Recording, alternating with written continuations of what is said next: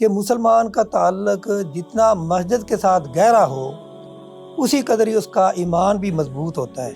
شیخ، روپڑی خاندان کی بڑی خدمات رہی ہیں دین کی ترویج و اشاعت میں، تو کوئی نمایاں کچھ ان کی جو خدمات میں سے کچھ ناظرین کے سامنے رکھیں؟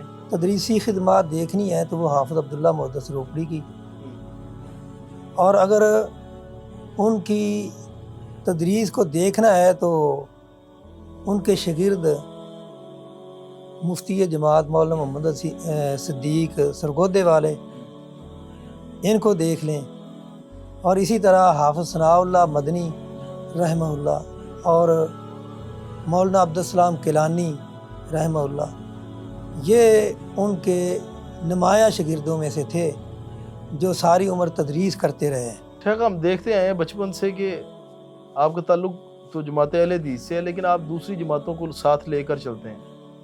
یہ چیز اس وقت بہت کم لوگوں میں نظر آتی ہے، لوگ تو اس کے پیچھے آپ کی کیا سوچ فکر ہے؟ یہاں کوئی اقتدار کا مسئلہ ہو تو پھر ہم تو مختلف جماعتوں کو صحیح نہیں سمجھتے، پھر ایک ہی جماعت ہونی چاہیے۔ جب اقتدار کسی کے پاس نہیں ہے تو پھر یہ ہم اسے رفاہی تنظیمیں سمجھتے ہیں، تو یہ ان کو تعاونوا علی البر والتقوی ولا تعاونوا علی الاثم والعدوان، اس آیت پہ عمل کرنا چاہیے۔ ابھی تنظیمی اختلافات بہت زیادہ بڑھ چکے ہیں سوشل میڈیا کے آنے سے، یہ جو مسائل ہیں ان میں کبھی آپ نے ثالثی کروانے کی کوشش کی؟